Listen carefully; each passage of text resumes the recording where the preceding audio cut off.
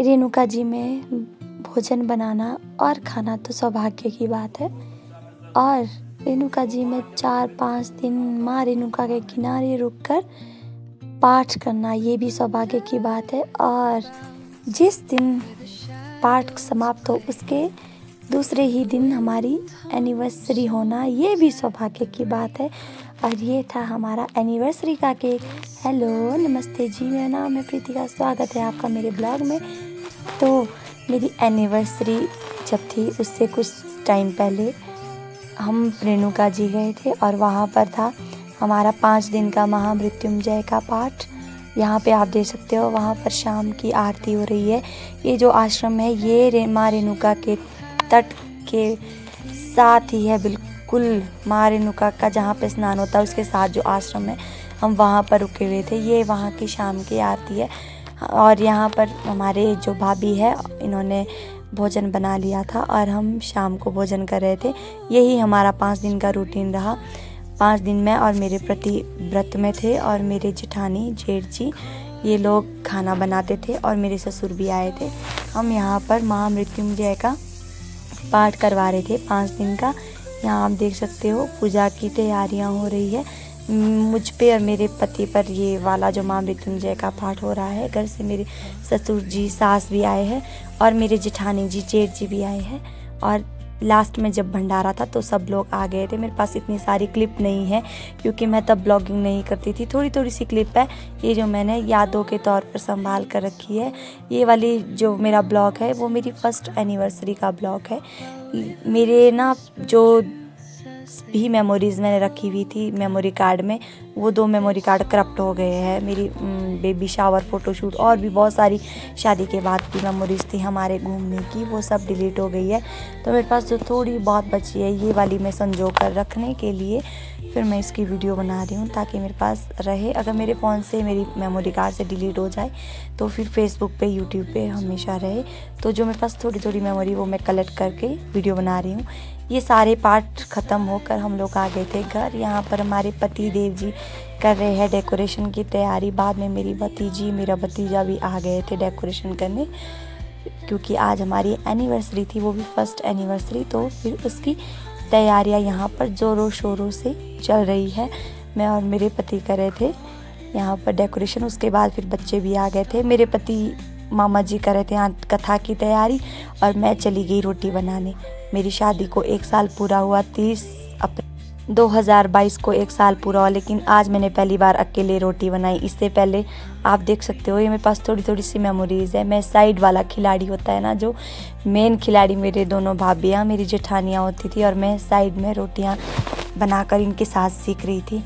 इस 1 साल में मैंने अकेले कभी भी रोटी नहीं बनाई क्योंकि मुझे बनानी नहीं आती थी। घर पे हमारे दादी जी बनाते थे और पोंटा में गैस पे बनाने का अभ्यास था, तो मैं यहाँ पर सीख रही थी और इन्होंने मुझे अच्छे से सिखाया।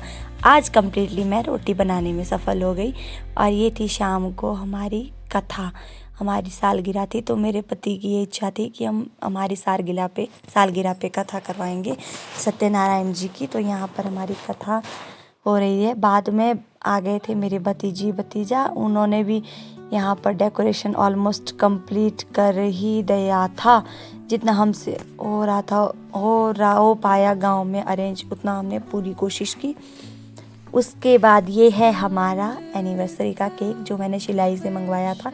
हमारे गांव के एक नानू है, उनकी दुकान है, उन्होंने सिलाई से भिजवाया था, थैंक यू। और ये था हमारी एनिवर्सरी का सेलिब्रेशन शुरू हो गया था। मैंने ये अपनी शादी वाला गाउन पहना था और इन्होंने भी शादी वाले ही ये कोट के साथ का जैकेट डाला था। ये आप देख सकते हो हमारी एनिवर्सरी की कुछ फ़ोटोज़। मेरे जो मैंने कहा था मेरे ना मेमोरी कार्ड करप्ट हो गए, सारी मेमोरीज उससे डिलीट हो गई है। तो ये जो थी ये मेरी इंस्टाग्राम में पड़ी हुई थी। अब तो ऐसा लगता है कि काश सारी फ़ोटोज़ वीडियोज़ इंस्टाग्राम वगैरह में अब फेसबुक में अपलोड कर दी होती, क्योंकि ये मेमोरी कार्ड वगैरह कभी भी करप्ट हो सकते हैं। ये मेरी प्यारी सी फैमिली जो मेरी एनिवर्सरी में शामिल हुई। जब मेरे पति ने घर पे बात रखी एनिवर्सरी मनाने की, मुझे तो थोड़ा अजीब भी लग रहा था क्योंकि मेरे गांव में भी अभी तक मतलब किसी भी बहू की एनिवर्सरी नहीं मनाई गई, किसी भी बहू बेटी की, वो भी गांव में। वो और मेरे एरिया में तो शायद ही मुझे नहीं लगता कि किसी की एनिवर्सरी मनाई भी गई होगी। तो गांव में इसे ढकचाड़ कहते हैं, पहाड़ी भाषा में ढकचाड़ बोली। तो मुझे फिर शर्म भी आ रही थी कि कैसे पता नहीं ना कर देंगे, लेकिन मेरे घर वालों ने हाँ करी, मैं धन्यवाद। और ना आजकल लड़का तो अच्छा मिल ही जाता है, लेकिन फैमिली अच्छी मिलना ये शायद सौभाग्य की बात होती है। मेरे पेरेंट्स के ही कोई अच्छे कर्म रहे होंगे कि मुझे ऐसी फैमिली मिली जो मेरी छोटी छोटी बचकानी हरकतों को सपोर्ट करते हैं। और मेरी एनिवर्सरी फिर मनाई और सब लोग शामिल हुए। ये आप देख सकते हो मेरे परिवार के लोग थे सारे, और हमारे गांव के जो पंडित जी थी, 3 घर में हमारे पंडित जी रहते हैं, वो लोग भी आए हुए थे हमारी एनिवर्सरी को मनाने। तो बहुत ज़्यादा अच्छा लग रहा था। मेरे एरिया में ही मैं पहली लड़की होंगी जिसकी गांव में एनिवर्सरी मनाएगी, और गांव में मेरा बर्थडे भी मनाया गया है बहुत ज़्यादा ग्रैंड। मैं तब ब्लॉगिंग नहीं करती थी, मेरे पास बहुत सारा कंटेंट था, लेकिन मैं तब ब्लॉगिंग नहीं करती थी। और ये भी अब तब जाके सारी क्लिप संजो के रख रही हूँ, क्योंकि मेमोरीज़ ना फ़ोन से डिलीट हो जाती है और मेमोरी कार्ड भी करप्ट हो जाते हैं। यादें ही छोटी छोटी संजो कर रख रही हूँ। और ये बेचारी मेरी प्यारी सी फैमिली, क्यूट सी फैमिली, जो हमेशा मेरी खुशियों में मेरा साथ देते हैं। जो भी मैं बोलती हूँ कि यहाँ से ऐसे करते हैं, यहाँ से ऐसे करते हैं, यहाँ तक कि लोग भी बहुत मजाक उड़ाते हैं कि इनकी बहू क्या करती रहती है, पर फिर भी मेरे घर वाले हमेशा मेरा साथ देते हैं। मेरा बर्थडे मनाना हो या फिर एनिवर्सरी मनानी हो, धन्यवाद भगवान जी ऐसा परिवार देने के लिए। अभी तक तो सब ठीक है, बाकी भगवान जाने, उनकी जैसी मर्जी होगी, सब कुछ अच्छा है। बाद में फिर कई लोग बोलते तो दिदोरी और तो श्यांगी हूँ, पर अभी तक सब अच्छा है, बाद में भगवान जाने। उसके बाद एनिवर्सरी ख़त्म होने के बाद हम लोगों ने डांस किया। बाकी हमारे घर के लोग चले गए थे खाना खाने, क्योंकि कथा थी तो थोड़े ज़्यादा लोग आए हुए थे। फिर बाकी लोग चले गए खाना खाने और हम लोग वहाँ पे डांस कर रहे थे। सबको पता था कि हम वहाँ पे डांस कर रहे हैं, फिर भी बेचारे मेरी फैमिली वाले कुछ भी नहीं बोल रहे थे। तुझसे शुरू हुई, तुझ पे ही खत्म हो, दुनिया मेरी, दुनिया मेरी। ओ लाखों मिले कोई भी न तुमसा मिला, मेरा ये दिल तेरी मुस्कुराहटे है ताकत मेरी, मुझको इन्हीं से उम्मीद मिली।